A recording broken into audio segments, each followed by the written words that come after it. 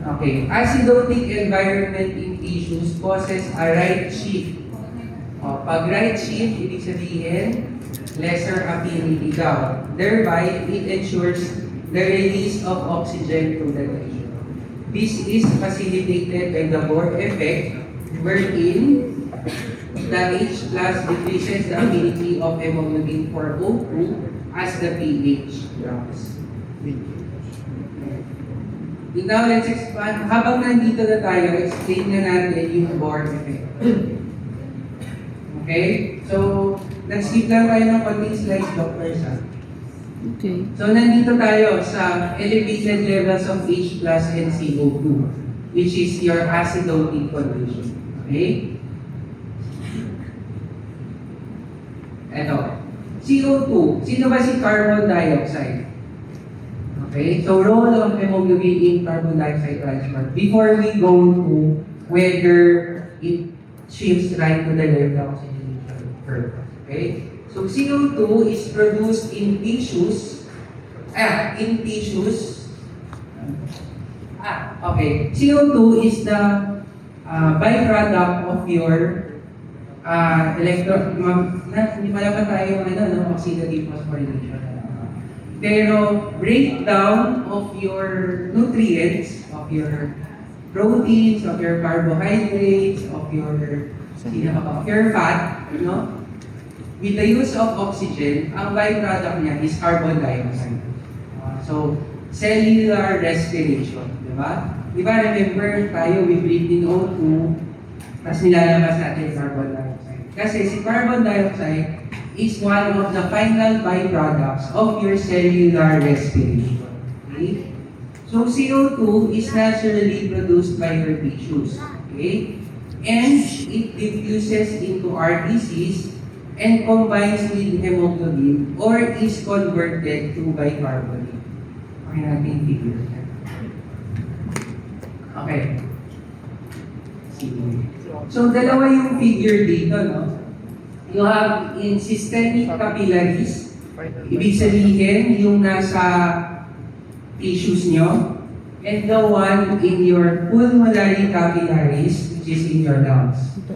Okay, without looking, with your, example, muscles versus lungs. Saan mas mataas exercising muscles as compared to your lungs? Saan mas mataas ang carbon dioxide? Sa exercising muscle or sa lungs? Muscles. Saan mas mataas ang oxygen? Sa lungs. Now, what happens in your, yung acidotic, yung sabi dito, the acidotic, acidotic conditions where there's elevated H plus and carbon dioxide. So parang acidotic condition. Ang acidosis kasi, yung buong katawan mo na, no? Pero pwede rin acidotic condition sa muscles lang. Okay? So nung sinabi natin na in systemic capillaries, there is high concentration of your CO2, which correlates to high CO2 pressure. Di ba pag gases, usually pressure, ang parang sa oxygen natin, milliliter Hg. So sa systemic capillaries, for example, the working or exercising muscles, you have high CO2 pressure and low O2 pressure. Clear yun? As compared to your pulmonary capillaries, na pag regular breathing ka, there's high O2 pressure and low CO2 pressure. Okay? So, ang i-discuss natin dito, what happens to your carbon dioxide? Ang carbon dioxide kasi, hindi siya, although nadi-dissolve siya sa aqueous environment, meron kasi tayong enzyme which can convert your carbon dioxide to your carbonic acid and then to your bicarbonate. Okay, so yun yung sinasabi dito na eto, 20% of your carbon dioxide, kasi hindi nga siya nadi-dissolve sa blood, is transported as a carb-aminohemoglobin. Naka-attach sa hemoglobin. Okay? 70% in blood is in the form of HCO3, bicarbonate. Whereas, 10% is this, napakababa. Halos hindi siya mali-dissolve sa plasma natin or sa blood. Okay? So, tandaan yun. Kaya, ganito kasi yung nangyayari. Because, your CO2, readily, naalala nyo si bilayer. Since CO2 is sort of more hydrophobic, it readily enters your RBC, and with the action of carbonic anhydrase, converts into bicarbonate. This happens in 70% daw of your carbon dioxide in your blood. Okay? So nangyari, kapag mataas ang CO2, gusto kasi natin i-convert sa HCO3. Okay? Hindi naman gusto, pero meron tayong enzyme na capable of converting your carbon dioxide to HCO.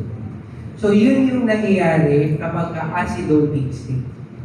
Okay? Tapos tingnan nyo, with this reaction, ano yung napi-free natin?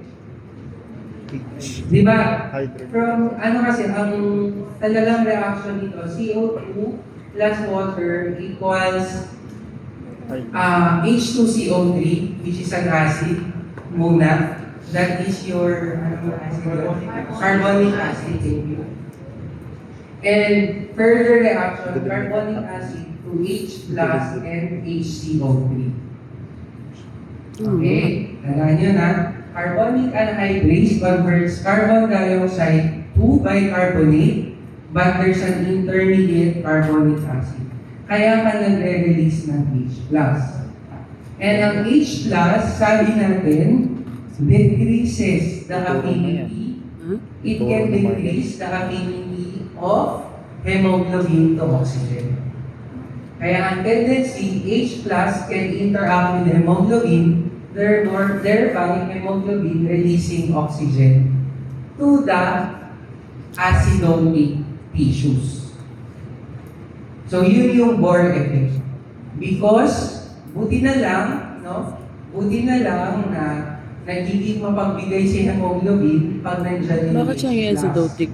Kasi, nabibigyan ng oxygen tuloy yung working tissues mo. Kasi, hindi naman mag-i-increase yung carbon dioxide mo kung hindi nag-work yung muscles mo. Diba? Kasi high cellular as compared in your pulmonary capillaries, wherein there's low CO2 and high O2, ang tendency ng reaction mo, babalik. Ganun naman, di ba, sa chemistry? A plus B equals C plus D.